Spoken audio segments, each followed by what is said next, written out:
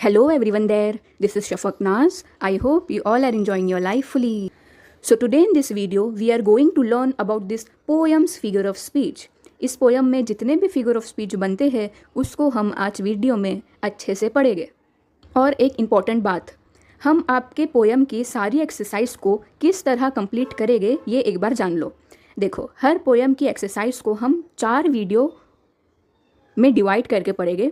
पहले पार्ट में इस पोयम के सारे फिगर ऑफ स्पीच को पढ़ेंगे, सेकेंड पार्ट में आइस ब्रेकर को कंप्लीट करेंगे, थर्ड में इस पोयम के ब्रेनस्टॉर्मिंग को कंप्लीट करेंगे और फोर्थ में इस पोयम के एप्रिसिएशन को पढ़ेंगे। तो इस तरह से 4 पार्ट में अच्छे से कंप्लीट हो जाएगी सिस्टमेटिकली।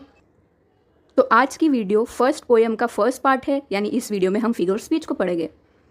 ओके, अब फिगर ऑफ स्पीच पढ़ने से पहले तुम लोग को ये पता होना चाहिए कि एग्ज़ाम में इससे रिलेटेड कैसे कैसे टाइप के क्वेश्चन बना के पूछ सकते हैं। तो देखो, स्क्रीन पर लिखा है, इस टाइप के क्वेश्चन बनते हैं फिगर ऑफ स्पीच से रिलेटेड। इन सब में से किसी एक टाइप का क्वेश्चन पूछा जाता है एग्जाम में 2 मार्क्स के लिए। Okay, so topic of figure of speech consist of 2 marks in your board examination. ठीक है, तो ये एक बात अच्छे से पता होनी चाहिए। अभी फिगर ऑफ स्पीच क्या होती है ये सब तुम लोग को पहले से ही पता है, लेकिन अगर फिर भी किसी को थोड़ा बहुत भी डाउट है तो एक बार ये स्क्रीन पर दी हुई लिस्ट को पढ़ लो एक बार, आप लोगों को अच्छे से क्लियर हो जाएगा कौन से फिगर ऑफ स्पीच का क्या काम होता है। ठीक है, क्योंकि कभी कभी अपने को फिगर ऑफ स्पीच का नाम तो पता होता है लेकिन उसका क्या काम है ये हम भूल जाते, इसलिए ये लिस्ट बहुत काम आएगी आपको एग्ज़ाम के थोड़े टाइम पहले गो थ्रू करने के लिए, दिमाग में क्लियरिटी रखने के लिए और डाउट फ्री रखने के लिए भी ये लिस्ट बहुत काम आएगी। क्योंकि बुक में कहीं भी एक साथ सारे फिगर ऑफ स्पीच की लिस्ट नहीं दी हुई है, तो अपने को ही अरेंज करना पड़ता है, जो मैंने आपके लिए कर ली हूँ। अच्छे से पढ़ लेना ये लिस्ट को। ओके, तो अब स्टार्ट करते हैं आज की वीडियो। तो ये फर्स्ट लाइन की फिगर ऑफ स्पीच है इन्वर्जन, और उसका रीज़न है the words are not in a correct order and the order is I take to the open road afoot and light hearted. Exam में अगर figure of speech पूछता है 2 marks के लिए, तो 1 मार्क्स आपको फिगर ऑफ स्पीच का नाम बताने के लिए मिलेगा और 1 मार्क्स उसका एक्सप्लेनेशन देने के लिए मिलेगा। अगर सिर्फ आप इन्वर्जन लिख के छोड़ दोगे तो 1 मार्क्स मिलेगा, और स्पेलिंग भी करेक्ट होनी चाहिए, इसलिए स्पेलिंग भी अच्छे से ध्यान में रखना। नेक्स्ट लाइन का फिगर ऑफ स्पीच भी इन्वर्जन है।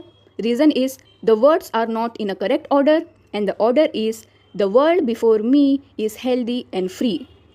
अच्छा, ये इन्वर्जन फिगर ऑफ स्पीच क्यों है? नेम से ही लग रहा है, इन्वर्स मतलब होता है उल्टा। यहाँ पे क्या है, पोएट ने थोड़ा सा उल्टा करके सेंटेंस लिखे हैं। हेल्दी और फ्री, दुनिया मेरे सामने खड़ी है। सिंपल सेंटेंस कैसा होना चाहिए? मेरे सामने जो दुनिया खड़ी है वो हेल्दी और फ्री है। ठीक है, तो पोएट ने उल्टा लिखे ना इधर पे, इसलिए इन्वर्जन है। नेक्स्ट लाइन, ये लाइन का 2 फिगर ऑफ स्पीच बन सकता है। अभी ये एक डाउट बहुत सारे स्टूडेंट को रहता है कि एग्ज़ाम में समझो कोई लाइन पूछी कि इसका फिगर ऑफ स्पीच बताओ 2 मार्क्स के लिए, और अगर वो लाइन का 2 फिगर ऑफ स्पीच बनता है तो हम क्या करें, दोनों लिखे? तो उस सिचुएशन में आप 1 लिखोगे तो भी आपको 2 मार्क्स ही मिलेंगे। लेकिन अगर आपको डाउट है कि ये भी हो सकता है वो भी हो सकता है, तो दोनों लिख के आ जाना। तो इस लाइन का पहला फिगर ऑफ स्पीच बनता है एलिट्रेशन। एलिट्रेशन बहुत ज़्यादा ईजी है, और इसका रीज़न क्या है? The letter B is repeated here pleasingly. Second figure of speech बनता है पर्सोनिफिकेशन।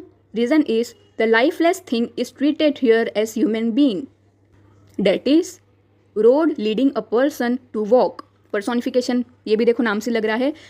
पर्सोनिफिकेशन का क्या काम होता है? कोई नॉन लिविंग थिंग को हम ह्यूमन क्वालिटी दे देते हैं। जैसे रोड एक नॉन लिविंग थिंग है, यहाँ पे पोएट क्या बोल रहे हैं? यहाँ पे पोएट ने उसको एक इंसान को लेके चलने की क्वालिटी दे दी है। Road leading a person to walk. इसका फिगर ऑफ स्पीच है repetition. Reason is the words are repeated here pleasingly. अब एलिट्रेशन और रेपिटेशन में बहुत लोग कंफ्यूज रहते हैं, दोनों के बीच में एकदम सिंपल डिफरेंस है। एलिट्रेशन में सिर्फ और पहला सिंगल वर्ड रिपीट होता है, और रेपिटेशन में पूरा अक्खा वर्ड रिपीट होता है। तो देखो यहाँ पे गुड फॉर्च्यून और गुड फॉर्च्यून दोनों अक्खे वर्ड 2 बार रिपीट हुए हैं, और ऊपर सिर्फ बी और बी हुआ था, इसलिए वो एलिट्रेशन था। तो ये लाइन का है repetition. Reason is the word fortune is repeated here pleasingly. ये बताना पड़ता है कौन सा वर्ड रिपीट हुआ है। ठीक है, नेक्स्ट लाइन में भी 2 फिगर ऑफ स्पीच बनते हैं। पहला repetition, reason is the word no more is repeated here pleasingly. और सेकेंड फिगर ऑफ स्पीच बनता है क्लाइमैक्स, क्योंकि यहाँ पे जो वर्ड की ऑर्डरिंग की गई है वो असेंडिंग ऑर्डर में की गई है, कॉमा लगा लगा के. Reason is the words are arrange here in ascending order. इस लाइन के 3 फिगर ऑफ स्पीच बन सकते हैं. पहला है टोटोलॉजी, बिकॉज क्वेरलेस और क्रिटिसिज्म दोनों का मतलब एक ही होता है. The reason is the same meaning words are repeated, that is quarrels and criticism. ऐसे ही रीज़न लिख के आना एग्जाम में, ठीक है, शॉर्ट और अच्छे से. बड़े बड़े रीज़न लिखने की ज़रा भी ज़रूरत नहीं, इतना टाइम होता भी नहीं अपने पास. नेक्स्ट बनता है क्लाइमैक्स, कॉमा लगा लगा के. Climax reason is the words are arrange in ascending order, यानी छोटे से बड़ा. कंप्लेन थोड़ा कम लेवल का होता है, लाइब्रेरी उससे थोड़ा ज़्यादा, क्वेरलेस क्रिटिसिज्म उससे भी ज़्यादा थोड़ा होता है डिग्री में, इसलिए. और थर्ड बनता है ट्रांसफर एपिटेट. अब ये एक फिगर ऑफ स्पीच ऐसा है जिसका एक्सप्लेनेशन थोड़ा बड़ा होता है बाकी के फिगर ऑफ स्पीच के कंपैरिजन में.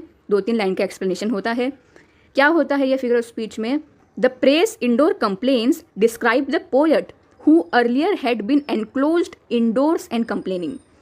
तो इधर पे जो वर्ड इंडोर है ना, वो पोएट के लिए यूज़ हुआ है, लेकिन लगा हुआ है कंप्लेन के साथ. तो इसलिए ये फिगर ऑफ स्पीच का नाम भी है ट्रांसफर एपिटेट. वर्ड क्या हो गया है, थोड़ा इधर उधर हो गया है. यूज़ तो हुआ है पोएट को डिस्क्राइब करने के लिए, लेकिन लगा हुआ है कंप्लेन्स के साथ, ठीक है. नेक्स्ट लाइन का भी बनता है इन्वर्जन, क्योंकि सिंपल भाषा में अगर अपन ये लाइन को बोले तो ऐसा होना चाहिए ना, मैं ओपन रोड में स्ट्रॉन्ग और कंटेंट होकर ट्रैवल करता हूँ. लेकिन इधर क्या लिखा है, स्ट्रॉन्ग और कंटेंट होके मैं ट्रैवल करता हूँ ओपन रोड में. इन्वर्स टाइप है, थोड़ा उल्टा है, मतलब मेन बात को पहले लिख दिए है और बाद में आगे की बात बताए है. So that's why the reason will be the words are not in a correct order and the order is I travel the open road strong and content. Next का भी इन्वर्जन है. Now you know the reason. The words are not in a correct order and the order is I do not want any constellation nearer. Next, ये line का कोई figure of speech नहीं बनता है. इस लाइन का बनेगा repetition. The word I know is repeated here pleasingly. Next, इस लाइन का फिगर ऑफ स्पीच बनता है पैराडॉक्स. पैराडॉक्स में क्या होता है, कोई अजीब सा सेंटेंस लिखा होता है लेकिन वो सच भी हो सकता है. जैसे कि डिलीशियस बर्डन किसी को अच्छा नहीं लगता, लेकिन ये बात सच भी हो सकती है, किसी किसी को अच्छा भी लगता है ना. Something delicious is pleasant, various burdens reminds us something unpleasant. तो इसका रीज़न रहेगा the absurd statement is made here. और एक और फिगर स्पीच इसका बन सकता है जो है मेटाफर. मेटाफर में क्या होता है, इनडायरेक्टली कंपैरिजन होता है दो अलग चीज़ों का. तो यहाँ पे क्या हुआ है, डिलीशियस बर्डन को मेमोरी के साथ इनडायरेक्टली कंपेयर करके बताया है. Delicious burdens is indirectly compared with a memories. Next line repetition, easy है. Reason is the words I carry are repeated here pleasingly. Next and last line का भी repetition है. The word feel is repeated here pleasingly. तो इस poem में आपके बस इतने ही फिगर ऑफ स्पीच बनते हैं. इसको अच्छे से रट्टा मार लेना, क्योंकि एग्जाम में फिगर ऑफ स्पीच पोयम से ही पूछते हैं, इसलिए पहले से ही अपने को प्रिपेयर होकर जाने का, वहाँ पे जाके सोचने की ज़रूरत नहीं पड़नी चाहिए, ठीक है. तो इस वीडियो में हमने फिगर ऑफ स्पीच कंप्लीट कर लिए है. तो अब नेक्स्ट वीडियो में इसी पोयम के सेकेंड पार्ट को हम कंटिन्यू करेंगे, जिसमें हम टेक्स्ट बुक में दिए हुए आइस ब्रेकर के क्वेश्चन को कंप्लीट करेंगे. Ice breaker exam point of view से इंपॉर्टेंट नहीं होता है, लेकिन फिर भी बहुत सारी कॉलेजेस में टीचर्स लोग होमवर्क देते हैं उसको कंप्लीट करके आना, तो इसलिए अपन कंप्लीट कर लेंगे, कोई भी चीज़ नहीं छोड़ेंगे, ठीक है. तो अब मिलेंगे नेक्स्ट वीडियो में. Good bye.